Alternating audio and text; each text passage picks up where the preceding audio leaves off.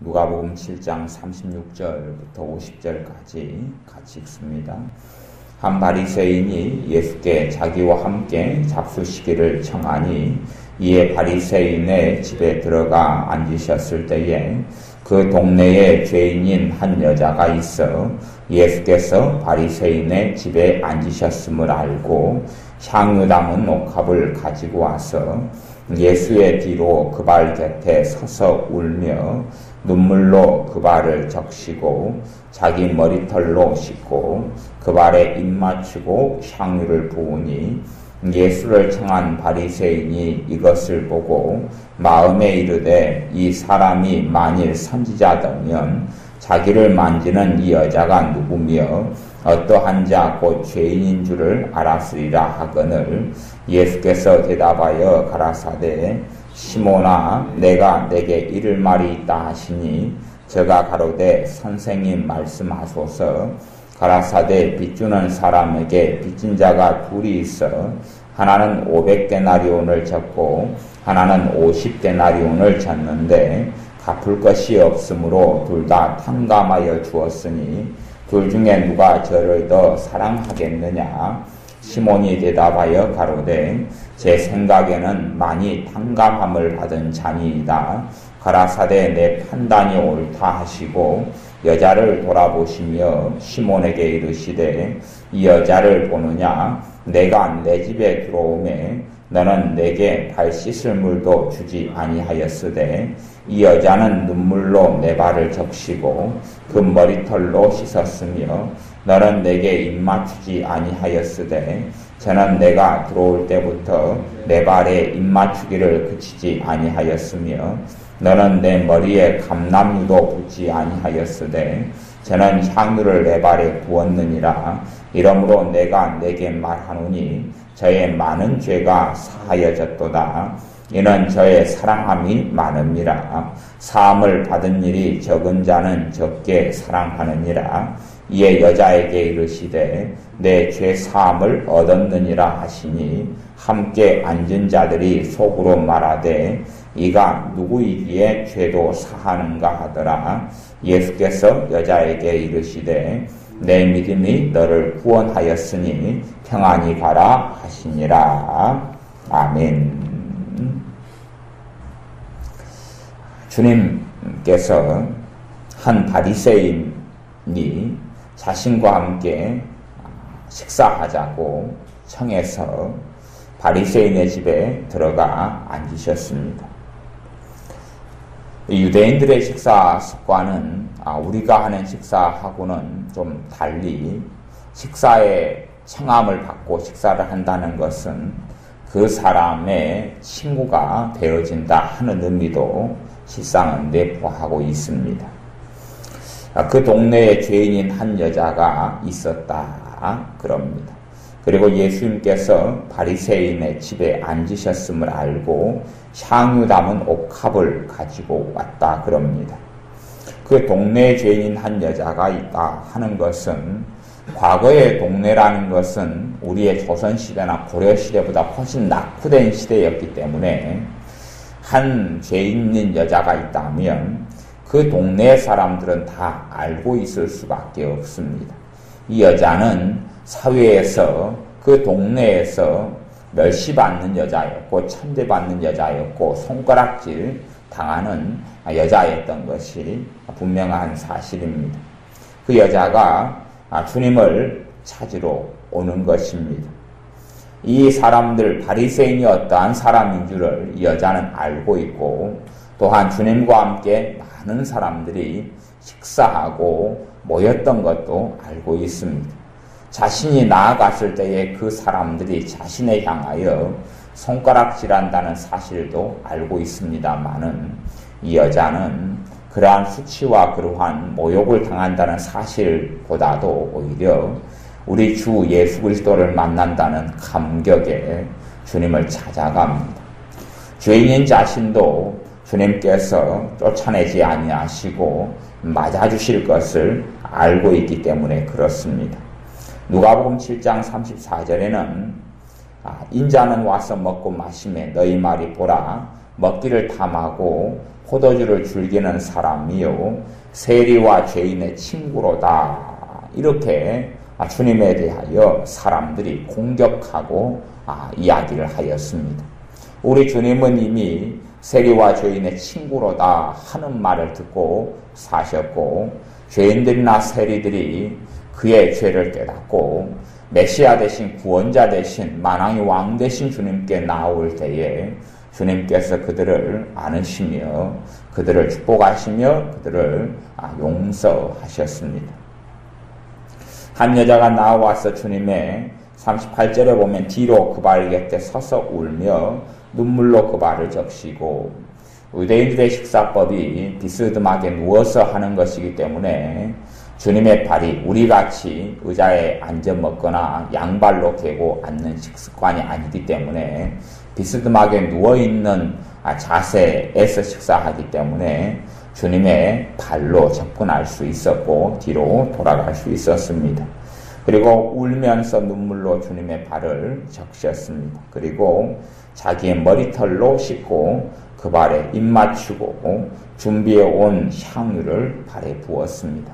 향유의 가격은 실상 굉장히 비싼 것이 향유의 가격인데, 우리가 보면 정말 그 아까운 향유를 발에 붓는데 사용한 것을 보면 어떤 사람들은 생각하기를 너무 아깝다.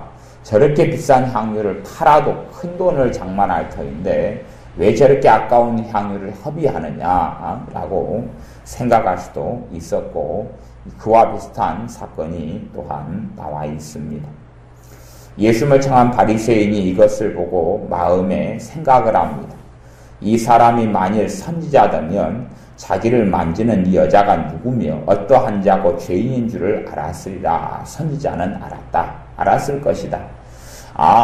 우리 주님께서 예수 그리스도라는 저분이, 예수님이라는 분이 이 죄인인 여자가 자신을 만지고 그리고 발을 눈물로 씻는 것을, 또 향유를 붓는 것을 보고도 가만 놔둔다는 것은 저분이 선지자가 아니라는 것을 증명하는 게 아니냐. 선지자가 모를 리가 없지. 다시 이야기하면 이 선지자라면 저 부정한 여자가, 더러운 여자가 자신의 발을 만지도록 가만 놔두지는 않았을 것이다 하는 이야기가 되어집니다. 우리 주님께서 묻습니다. 시몬아, 내가 내게 이를 말이 있다, 물을 말이 있다. 그러니 가로되 선생님 말씀하소서. 무슨 질문이 있습니까? 내가 물어보는데, 빚주는 사람에게 빚진 자가 둘이 있다. 빚진 자가 둘이 있는데 하나는 500데나리온, 또 하나는 50데나리온을 빚을 졌다. 500데나리온은 500일 동안 일한 돈이기 때문에 노동자의 품삯이 1데나리온. 그래서 500일이면 거의 이렇게 1년 반 이상의 일한 날수가 되어진다. 그렇게 말할 수 있습니다. 1년이 365일이니까 1년 반 가까이 되는 것이죠. 그리고 사람이 안식일 날은 일을 안 하기 때문에 그날을 뺀다 하면, 그러면 1년 반이 넘게 될 겁니다. 1년 반. 그러면 하루에 한 데나리온에 요즘에는 5만원, 7만원, 10만원 노동자의 품삯이 그렇게 측정되니까 간략하게 한 10만원으로 잡는다면 5천만원의 빚이 됩니다. 그리고 50데나리온은 그렇다면 50만원이 되는 것이지요. 아니면 5만원으로 한 데나리온을 계산한다면 2,500만원하고 250만원이 된다. 이렇게 말할 수가 있습니다. 10배 차이가 나는 금액입니다. 요즘 형편에서는 500데나리온이라는 돈이 이제 흔한 돈이 될 수도 있습니다만, 이렇게 먹고 살기도 힘든 상황에서는 일반 서민에게 500데나리온이라는 것은 사실은 굉장히 상상하기 어려운 돈이 되는 것이 사실입니다. 갚을 것이 없어서 42절에 둘 다 탕감하여 주었으니 둘 중에 누가 저를 더 사랑하겠느냐. 두 사람이 빚을 졌는데 둘 다 용서해주고 탕감해줬다. 500데나리온 빚을 진 사람, 또 50데나리온을 진 사람을 갚을 것이 없어서 둘 다 탕감해 주었다. 그러니 시몬이 대답합니다. 제 생각에는 많이 탕감함을 받은 사람이 더 사랑할 겁니다. 주님께서 너 판단이 옳다. 그리고 여자를 돌아보시고 시몬에게 이야기합니다.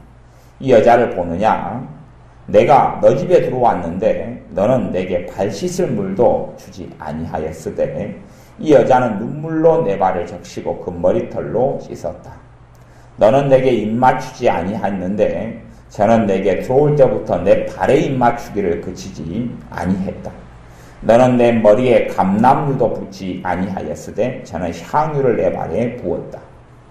가장 흔한 기름 이 감람유지만 감람유도 당시에는 그렇게 싸지는 아니했습니다. 이러므로 내가 너에게 말하노니 저의 많은 죄가 사하여졌도다. 죄의 용서를 선포합니다. 주님을 사랑하고 주님께 나오기 때문에 이 여자가 정말 원했던 것이 죄사함 받는 것이었습니다. 이 여자는 무거운 죄의 짐을 지고 살았던 여자입니다. 자신이 얼마나 죄가 많은 줄 알았던 여자입니다. 그리고 주님께서 이야기하죠. 갚을 것이 없어서 죄에 대해서 스스로의 힘으로 죄의 짐을 질 수도 없고 죄에 대한 책임을 질 수도 없기 때문에 그렇습니다. 죄에 대한 책임은 가장 가벼운 죄에 대해서도 형벌은 지옥입니다. 지옥이 형벌입니다. 형제에게 믿는 놈 나가라 해도 지옥불에 들어가리라 하는 것이 하나님의 엄정한 죄에 대한 책임이고 죄에 대한 대가입니다. 무슨 무익한 말을 하든 심판날에 심판을 받는 것이 엄정한 하나님의 공의입니다. 그렇기 때문에 이 여자가 지은 죄는 그것보다 훨씬 크고 많기 때문에 이 여자는 감당할 수 없습니다. 이 여자만이 아니라 이 땅에 살아가는 모든 사람들은 자신의 죄에 대하여 그 죄의 대가를 전능하신 하나님 앞에서 감당해야 할 터인데 감당한다면 영원한 지옥에서 거하여도 결코 갚지 못할 것입니다. 이 여자는 자신의 죄가 어찌할 수 없이 많은 죄가 자신은 그 죄의 짐을 감당할 수 없음을 알았습니다. 무엇보다 이 여자는 자신이 죄인이라는 것을 명백히 알았습니다. 자신이 죄인이다. 얼마나 많은 죄를 가지고 있는지 상상할 수 없이 많은 죄를 짊어지고 있는 죄인이라는 것을 알았습니다. 이 여자의 소원은 자신의 죄들이 용서받는 것입니다. 사람들은 자신의 어떠한 삶을 이 여자가 살았는지 모르겠습니다. 장기의 인생을 살았을 수도 있고요. 그리고 그 다른 사회에서 용인될 수 없는 율법으로 용인될 수 없는 어떠한 죄를 아마 지었을 수 있습니다. 그렇기 때문에 사람들이 명확하게 이 여자가 죄인인 줄을 동네 사람들이 다 알고 있었고 손가락질을 길을 갈 때마다 받고 있었고 또한 모욕을 받을 수밖에 없는 그런 여자였습니다. 이 여자에 대해서 주님께서 저의 많은 죄가 사하여졌도다. 주님께서 이 여자의 죄에 대해서 용서를 선언하십니다. 이는 저의 사랑함이 많으니라. 사랑함이 많으니라. 사함을 받은 일이 적은 자는 적게 사랑하느니라. 주님에 대한 사랑이 많다. 사람들은 실제로는 이 여자보다 죄가 많은 사람도 있고 적은 사람도 있을 것입니다. 그러나 본질적으로 따지자면 사람의 죄라는 것이 50보 100보입니다. 각 사람들이 자신의 죄가 얼마나 많은지를 진리의 빛에 비추어 보지 않기 때문에 죄가 어떠한지 알지 못하기 때문에 죄에 대한 피상적인 이해, 수박 거달기식의 이해 때문에 자신의 삶이 별로 죄가 없다라고 생각하기 때문에 주님을 그렇게 필요로 하지 않습니다. 또한 자신의 죄가 자신의 양심에 걸리는 아니면 사회에서 용인될 수 없는 그러한 잘못에 대해서만 죄다라고 느끼고 생각하는 경향이 많기 때문에 자신은 괜찮은 죄인이 되어집니다. 나는 그럴싸한 죄인, 나는 특별한 문제가 없는 죄인. 아니 문제는 있지만 과히 주님께서 나를 위해서 죽어주실 만큼, 내 죄를 짊어지고 십자가에 죽어주실 만큼 악한 자는 아니다 라고 사람들은 생각합니다. 주님에 대한 사랑이 넘쳐나는 사람, 어떤 사람이 넘쳐나느냐? 용서를 많이 받은 사람이 넘쳐난다. 용서를 많이 받은 사람이 주님을 많이 사랑한다 그럽니다. 주님께 나오는 사람은 그 죄가 용서받습니다. 하지만 얼만큼 용서받느냐 할 때 그 사람이 죄라고 알고 느끼는 것만큼이지. 모든 죄를 용서받는 건 사실입니다만은 나아가서는 지금 누가복음 7장의 본문의 말씀에 의하면 자신이 50개 정도 죄를 지은 죄인으로 알고 그 죄를 가지고 주님께 나오면 그 죄가 용서함 받습니다. 1만 가지 죄를 진 죄인으로 알고 느끼고 나오면 1만 가지 죄를 용서함 받습니다. 그러니 실상은 죄를 깨닫는 것만큼, 죄를 깨닫고 나아가서 그 죄를 가지고 주님께 나온 것만큼 주님에 대한 사랑이 충만해지게 되는 것입니다. 어떠한 사람들이 성령님의 역사나 주님에 대한 사랑이 적다 그러면 그 사람이 죄가 무엇인지를 별로 알지 못한다 하는 이야기가 될 수밖에 없습니다. 이 여자는 자신의 죄가 참으로 큰 자신의 죄들이 많았다는 것을 알고 자신이 얼마나 큰 죄인이라는 것을 알고 있었기 때문에 주님을 뜨겁게 사랑했습니다. 사도 바울은 내가 죄인 중에 개수로다 하고 자신이 죄인 중에서 죄인의 우두머리처럼 얼마나 많은 죄들이 있다는 것을 사도 바울은 알았기 때문에 사도 바울은 주님을 사랑하였고 또한 주님을 위해서 살다가 주님께 돌아갔습니다. 우리의 삶 속에 저의 사랑함이 많음이라 사함을 받은 일이 적은 자는 적게 사랑하느니라.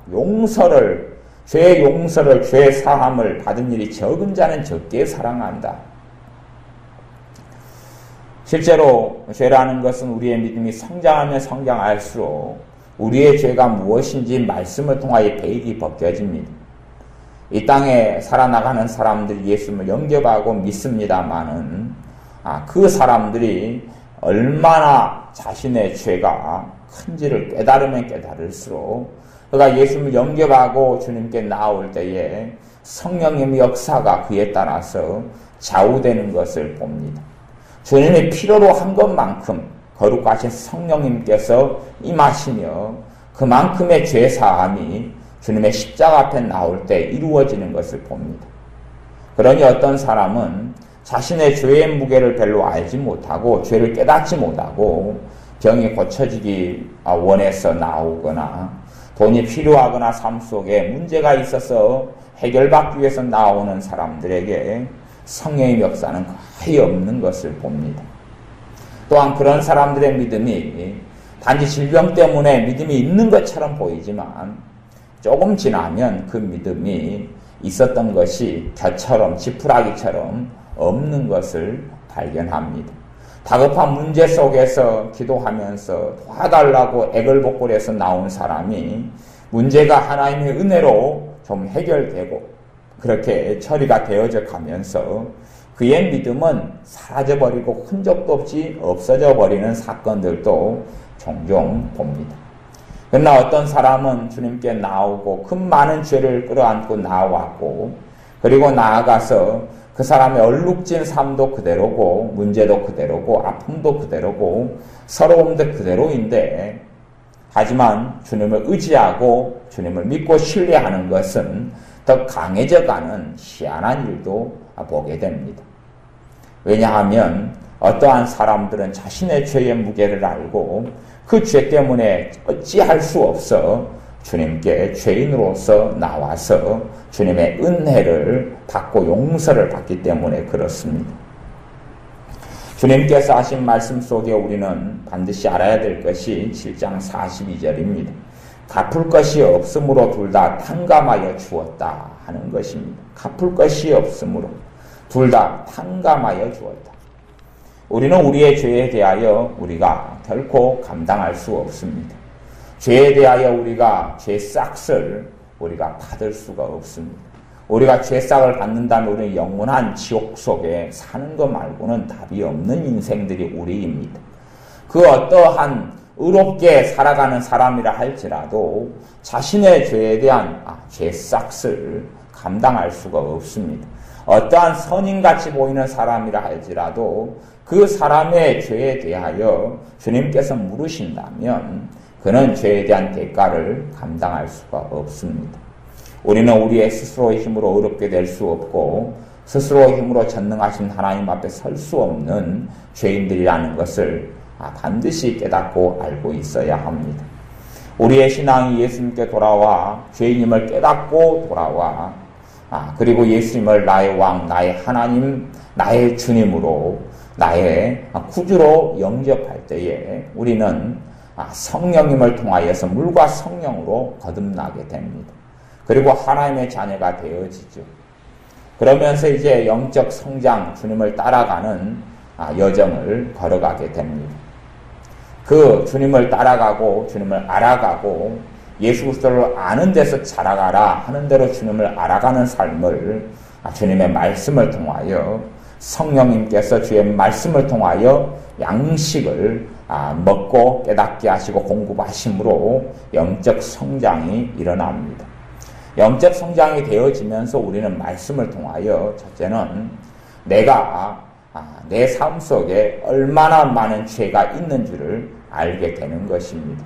우리가 처음 주님께 회심하고 돌아와서 회개하여 돌아와 주님을 나의 주님, 돈이 주인이었다가 주님이 주인으로 또한 사람의 종이 되었다가 주님을 나의 왕으로 나의 구주로 영접하고 돌아오는 회심을 통하여 하나님의 자녀가 되었는데 그때는 우리가 깨닫고 아는 죄가 그냥 사회적으로 생각하는 죄, 윤리적으로 생각하는 죄, 내 양심에서 꺼리껴지는 정도의 죄 말고는 알지를 못합니다. 나는 그런 죄인으로 알게 됩니다. 하지만 말씀을 배우고 깨달으면 깨달을수록 얼마나 내 삶의 죄가 큰지를 하나씩 하나씩 알게 되어진다는 사실입니다. 그러면서 우리는 그 죄의 짐을 안고 주님께 나와 용서를 받는 삶의 여정을 시작합니다. 그러면서 우리가 주님을 더 사랑하게 되어집니다. 어떤 신자라고 일컬어지는 사람이 주님을 별로 사랑하지 않는 사람은 그 사람은 왜 그러냐 할 때에 가장 첫 번째 이유로 꼽을 수 있는 것이 그 사람이 죄를 깨달아가지를 않기 때문에 그렇습니다. 하나님의 말씀을 통해서 자신의 삶 속에 있는 죄를 보지 못하기 때문에 그렇습니다. 우리가 주님을 닮아가고 주님을 알아가는 것, 진리를 통하여 전능하신 하나님 아버지, 우리의 하나님 아버지를 알아가고 거룩하신 하나님 앞에서 말씀에 비추어 우리의 모습이 어떠한지를 발견해 가면서 우리의 참으로 많은 죄들을 짊어지고 주님의 십자가 앞에 나아가 엎드릴 수밖에 없게 되는데 그러면서 우리의 죄들이 계속하여 용서받게 되어지는 여정 속에 들어가게 됩니다. 그러나 많은 사람들은 말씀을 통하여 성장하지 않는 것은 말씀을 통하여 자신의 삶의 실상을 보지 못하기 때문에 그렇습니다. 오히려 자신에게 어떠한 성경의 구절이 어떠한 하나님의 약속이 이익이 될 것이냐, 하나님의 말씀 가운데 어떤 것이 나를 위로하고 나를 기분 좋게 하고 나에게 소망을 줄 것이냐 하는 데 치우쳐 있어서 주님의 말씀을 통하여 진리의 빛이 비추지 못하게 합니다. 말씀을 통하여 내 영적인 실상이 드러나야 하는데 드러나지 않는다는 이야기입니다. 십계명 가운데 주님께서 이 땅에 오셔서 십계명의 죄에 대하여 진정한 십계명의 뜻이 무엇인지 적나라하게 드러내 주셨습니다. 그러면 눈으로 여자를 보고 음욕을 품는 자마다 여자만이 아니라 남자에 대해서 음욕을 품는 여자들도 마찬가지지요. 나 간음한 것이다. 간음에 대한 말씀이 어떠한지, 살인에 대한 말씀이 성내고 분내는 사람마다 살인하는 자다라고 명백히 밝혀주셨기 때문에 이제는 우리가 십계명을 읽는다면 말씀의 뜻은 훨씬 더 깊어지고 달라지게 됩니다.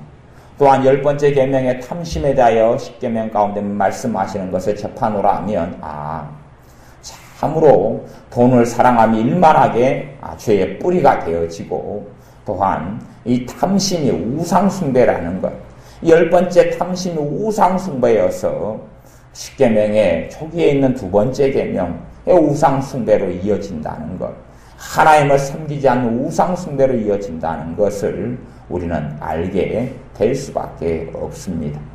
그리고 내 삶 속에 얼룩지고 많은 이 탐심과 욕심 때문에 나는 탄식하고 절망할 수밖에 없습니다.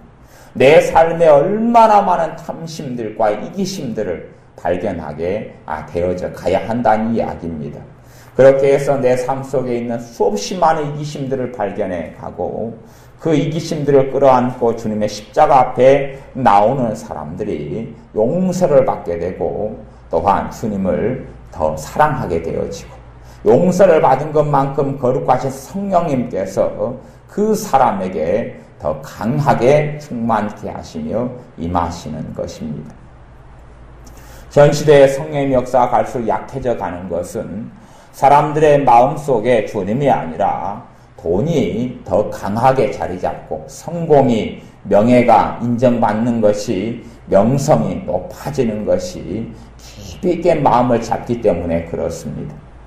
세상에서 못 배운 사람이, 헐벗고 가난한 사람이 예수님께 나와서 하는 모양새를 보면 세상에서는 자신의 재능이나 무엇으로 성공하기 어려우니까 신앙생활 속에서 성공하려는 마음을 가지는 것을 봅니다. 자주 보게 되는 일입니다. 이걸 영적 열망, 영적으로 높아지고자 하는 열망이다. 저는 그렇게 정의를 내립니다. 신앙생활 속에서 하나님께 크게 쓰임받고자 하는 열망이 나쁜 건 아닌데, 이것이 자신의 그 열등감을 영적 세계 속에서, 신앙 세계 속에서 보상받고자 하는 심리로 작용해서 많은 여자분들이 주님의 부르심을 받지 않았으면서도 여자 목사의 안수를 받고 그 길을 가는 경우도 많이 보고, 하나님 앞에서 대단한 사람이 되고자 해서 그러한 발버둥 치면서 잘못된 어리석은 길로 가는 것들도 많이 보게 됩니다. 그 사람들이 끊임없이 높아지고자 하는 열망, 인정받고 싶고자 하는 열망 속에, 다시 이야기하면 자신이 주님 대신에 주님의 영광을 가로채고, 또한 어떤 무엇이 됐냐 그렇게 살고자 애를 쓰는 모습 속에 극도로 큰 이기심의 모습을 볼 수밖에 없습니다. 진정한 하나님의 사람들은 끊임없이 자신 안에 말씀의 빛을 비추어서 죄들을 보고 깨달아가고 회개해가는 사람들이 됩니다. 주님의 십자가 앞에 죄를 가지고 나가는 것을 회개라고 이야기하는 것입니다. 회개의 개념을 죄를 끊는다 이런 개념으로 가져갈 때는 이것이 이런 개념, 결국은 죄를 끊어지는 것이 참된 회개의 이제 완성이다 이렇게도 볼 수 있지만, 하지만 거꾸로 나아간다면 회개의 개념을 죄를 끊는다고 보면 잘못된 개념이 될 수밖에 없다 그랬습니다. 내가 사기를 쳤는데 사기를 20억을 친 다음에 지금은 안 친다 해서 사기죄를 다시 안 치니까 20억 옛날에 한번 돌라먹고 안 치니까 내가 이제 사기죄를 끊었다 그렇게 볼 수가 있잖아요. 근데 어떻게 그것이 사기죄를 끊었다 해서 20억 사기친 죄가 없냐 하는 이야기입니다. 내가 사람을 어제 칼로 한 명 찔러 죽인 다음에 오늘부터 안 죽인다 해서 어찌 내가 살인범이 아니냐 하는 이야기입니다. 내가 거짓말을 했다 그래서 거짓말을 어제 크게 거짓말해서 사람을 완전히 모함해서 어떤 친구를 어떤 사람을 몹쓸 사람으로 만들고 내가 그러한 모함을 다시 안 한다 그래서 내가 어떻게 그런 악한 모함을 했던 이러한 거짓말쟁이가 아니란 이야기입니다. 성경 말씀의 우상 숭배자는 하나님 나라에 들어가지 못하리라. 또한 탐남하는 자, 후욕하는 자, 이런 자는 하나님 나라에 들어가지 못하리라 그럽니다. 왜 이런 사람이 못 들어갑니까?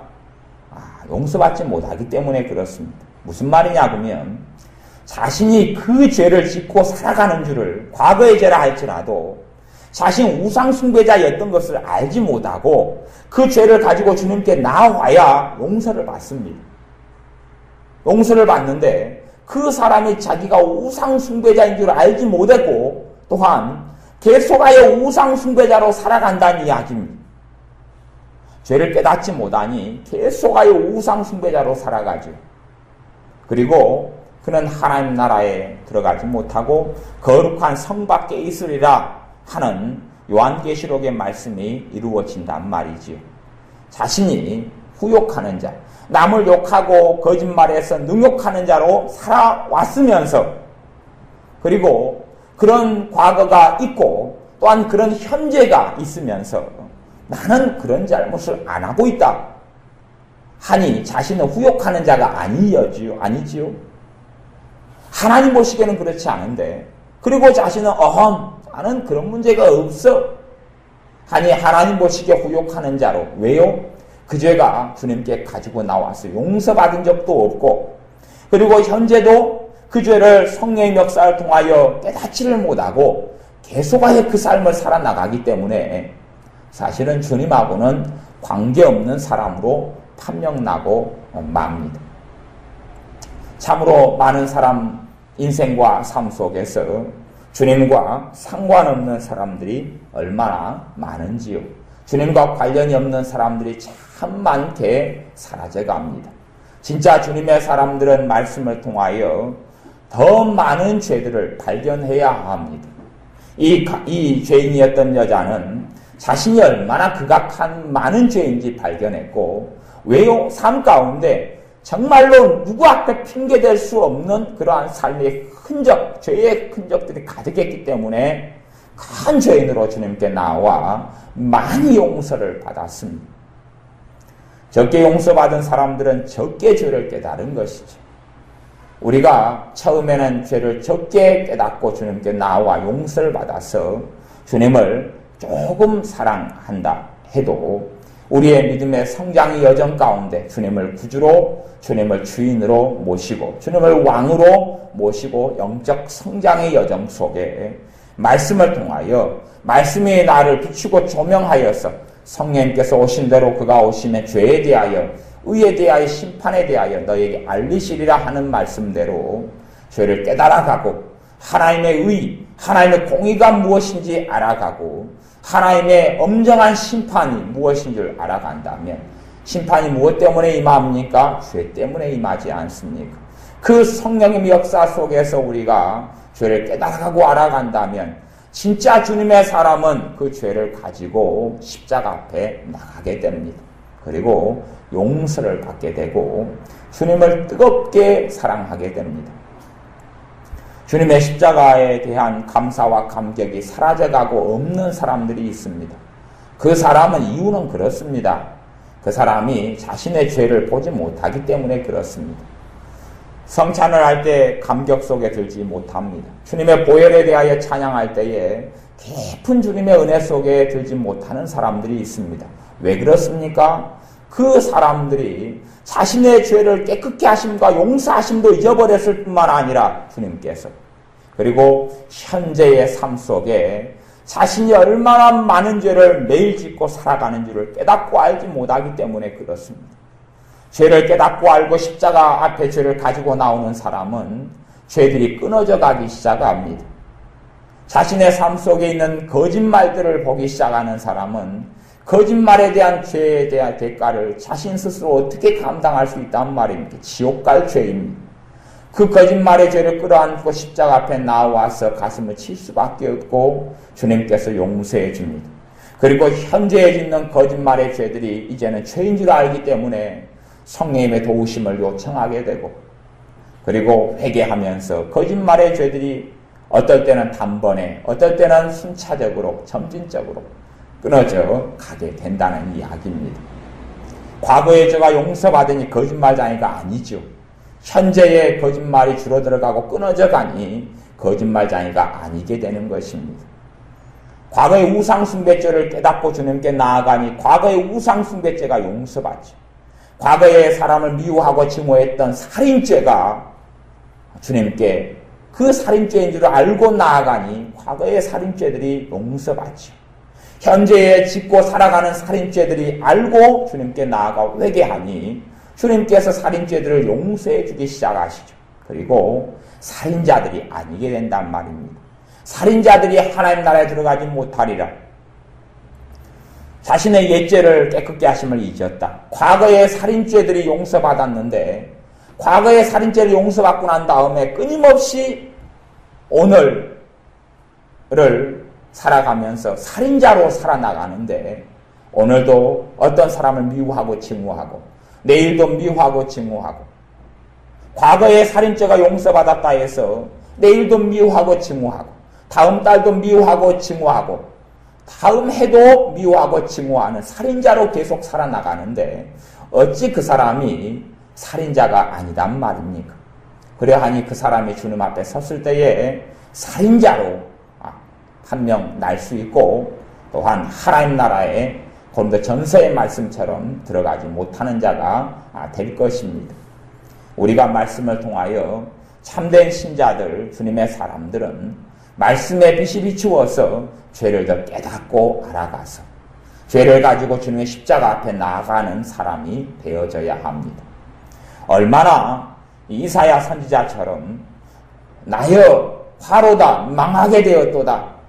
나는 입술이 부정한 백성 중에 살면서 입술이 부정한 자라. 우리가 말로 짓는 죄가 얼마나 많은 줄을 또한 주님을 알아가면서 실제로는 알게 됩니다. 내 입에서 나오는 말들이 성령님의 인도를 통해 나오지 않는 말들이 다 죄인 것을 우리의 믿음 성장의 여정 가운데 알 수밖에 없습니다. 내 입에서 나오는 무익한 말들이 심판날에 심판을 받게 되는 죄인 줄을 알게 됩니다. 믿음으로 행치 아니하는 행동과 삶이 얼마나 많습니다. 하나님을 믿는 믿음으로 행치 않는 것이 다 죄니라. 얼마나 우리의 삶 속에 죄가 많습니까? 짜증이 왜 죄가 아닙니까? 짜증은 상대방에 대하여 미워하기 때문에 나타나는 게 짜증이고 짜증의 죄가 깊이 들어가면 그 짜증의 죄가 살인죄에 속하게 됩니다. 미움, 한, 원망하지 말라. 원망하다가 얼마나 많은 이스라엘 백성이 심판과 멸망을 받았느냐. 이것이 너희의 거울이다. 원망죄가 얼마나 심각한 죄인 줄을 발견하고 우리의 삶 가운데 원망을 찾아볼 수밖에 없습니다. 원망을 나는 발견하지 못한다 해도 제가 감사에 대해서 말씀을 전하면서 이야기했습니다. 내게 감사가 없는 것만큼 내 안에 원망이 차 있다는 것이야. 나아가서 죄는 두 가지 죄로 나눌 수 있다고 이야기했습니다. 하나는 소극적인 죄, 하나는 적극적인 죄입니다. 주님께서 하지 말라는 것을 한 것만이 죄가 아닙니다. 살인하지 말라 했으니까 살인을 안 했다. 그것만이 죄가 아닙니다. 사랑하라 했는데 사랑하지 않은 것도 죄라는 것을 어찌 모른단 말입니까? 서로 사랑하라 했는데 사랑하지 않는 게 불순종의 죄 아닙니까? 그럼 우리는 사랑하고 삽니까? 사랑하지 않고 사는 것이 많습니까?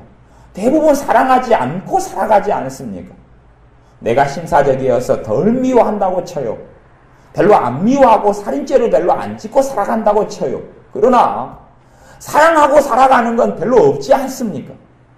사랑하지 않고 살아가는 게 죄라는 것을 그게 주님께서 하라는 것을 안 하는 것도 죄가 됩니다.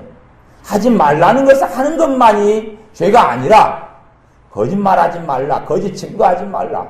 거짓말한 것이 죄만이 아니라 하라는 것을 안 하는 것, 그것이 죄입니다. 그렇기 때문에 말씀을 통하여 내가 주님의 말씀에 하시라고 말씀한 것을 안 하는 불순종의 죄들을 발견하면서 십자가 앞에 가지고 나갈 수밖에 없습니다. 하나님 말씀 66권을 통하여 내 영적 실상을 보고 나로서는 망할 수밖에 없는 자인 것을 이사야 선지자처럼 발견하게 되어지고 주님의 십자가를 의지하여 날마다 그 죄를 끌어안고 나아올 때에 주님의 피가 우리를 깨끗게 하며 또한 주님을 닮아가는 삶을 살게 되어집니다. 내 삶 속에 가득한 죄를 끌어안고 있는데 내게 어찌 마귀 역사가 없을 것이며 내가 어떻게 주님을 닮아갈 수 있단 말입니까? 그러니 회개의 본질은 죄를 가지고 십자가 앞에 나가는 것입니다. 그리하여 용서받고 사함받는 것이 회개입니다. 회개의 본질은 그렇습니다. 내 힘과 내 의지로 죄를 끊는 것이 회개가 아니라, 봐보세요. 내가 살인마인데 살인죄를 사람을 10명을 미워했어요. 10명에 대한 살인자 아닙니까? 회개가 10명을 칼로 찔러 죽여서 살인했든지 10명을 미워했더니 나는 지금 10명에 대한 살인자입니다. 그것을 회개한다고 그랬을 때 그 죄가 사함받아야지 될 거 아닙니까? 그럼 내가 더 이상 사람을 칼로 찔러 죽이지 않아서 살인죄가 없어지는 건 아니지요. 10명 살인했던 죄는 그대로 있지 않습니까? 그 죄를 가지고 예수님께 나아가는 것이 회개란 말. 그리고 용서를 받아야지 나는 살인자에서 이제는 무죄가 되는 것이지요. 이것이 십자가의 권능이고 주님의 보혈의 권능입니다. 우리가 주님을 닮아가는 것은 말씀을 통하여 죄를 더 깨달아가고 알아가고, 그럼을 통하여 우리의 죄가 날마다 씻겨져 가면서 성령의 역사가 날로 날로 더 강해져 가는 것입니다. 우리의 속은 날로 더 새로워져 가는 것입니다. 많은 신자들이 말씀을 통하여 믿음에서 자라가지 못하고 하나님을 알지 못합니다. 왜? 하나님을 아는 것과 그 아들, 그의 보내신 자를 아는 것이 하나님의 일이니라. 또한 너희는 우리 주님을 아는 데서 자라가라. 무슨 말입니까? 이 거룩하신 주님, 참으로 공의로우신 주님, 사랑하신 주님을 알아갈수록 무엇이 드러납니까? 내 죄가 드러납니다. 나의 거룩하지 못함, 나의 하나님 앞에서 벌거벗은 것, 나의 어리석은 것, 나의 완악한 것, 나의 강팍한 것, 나의 이기적인 것, 나의 못난 것, 나의 허물들, 나의 죄악들이 드러납니다. 주님을 알아가면서 결국 내 것이 드러날 수밖에 없지 않습니까? 우리의 생활에 어떤 완벽한 친구가 있다고 쳐요. 뭐 완벽한 사람은 없지만 우리가 보기에 저 사람 같이 살 수 없을까? 저도 제가 고등학교 때 친구가 있는데 얼마나 완벽한지 몰라. 제가 보기에 그렇단 이야기입니다. 공부도 굉장히 잘하고 잘생겼고 예의 바르고 그리고 옷을 입어도 잘생겼고 체격이 좋기 때문에 아주 멋있고, 그래서 그 친구가 별로 그렇게 부자는 아니었던 것 같아요. 옷을 정말 단촐하고 간단한 옷을, 간소한 옷을 많이 입고 살았는데 그것만 봐도 멋있는 거예요. 내 눈에가. 야, 저 친구처럼 멋있다. 그 친구 이름이 판석이라고 하는 친구인데 멋있다. 그런단 말이에요. 그러면 그렇게 정말 멋있고 아주 좋은 친구를 보게 되면 나하고 비교하게 되지요. 그리고 그만큼 내 못남이 드러나잖아요. 나는 저 친구보다 공부를 못하는구나. 난 저 친구보다 생김새가 그렇구나. 성품이 품격이 떨어지는구나. 등등을 드러나잖아요.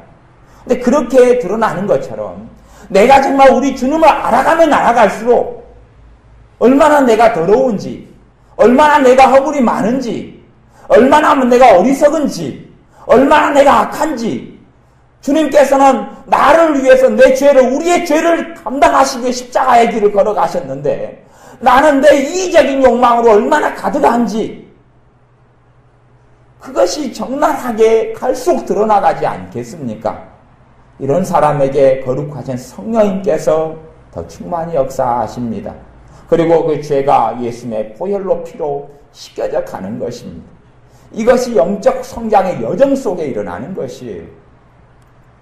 많은 사람들에게 성령이 역사하지 않는 것은 그가 말씀의 빛에 비추어서 죄를 깨달아가지 못하기 때문에 그렇고, 또한 죄를 깨달아가는 것처럼 보여도 그것은 깊이 들어가면 마귀의 참소였을 뿐인 것들이 있어요. 성령의 역사를 통하여 말씀을 통하여 죄를 깨달아가는 것이 아니라 마귀가 참소하는 것만 받고 그 죄를 깨닫고 마귀가 주는 깨달음이죠. 그리고 허덕이는 것, 십자가 앞에 그 죄를 가지고 나오지 못하고 허덕이는 것이 죄책감이다 그러면 죄책이다 그러고 죄책감이다 그래요. 아이고 어쩌면 좋노 그러고 자신 혼자 죄를 짊어지고 있는 것이지요. 마귀와 함께 놀고 있는 것이다 그렇게 말할 수 있습니다. 그러한 삶을 살아가는 사람에게는 주님을 알아감도 없고 주님에게 주님을 알아가 자라가는 믿음에서 자라가는 것도 없고 주님을 삶 가운데 닮아가는 것도 없단 말입니다. 우리는 주님을 닮아가야 합니다. 말씀을 통하여 빛이 비추어서 뇌죄를 깨닫게 되어지면 우리는 참으로 아픈 마음으로 또한 반면에 즐거운 마음으로 주님의 십자가 앞에 죄를 가지고 나아가 죄짐을 내려놔야 합니다. 그리하여 이 죄인인 여자가 주님을 더 많이 사랑했듯이 주님을 더 깊이 사랑하는 그 은혜 속에 우리가 살게 되어져야 하며 또한 살게 되어집니다. 기도하겠습니다.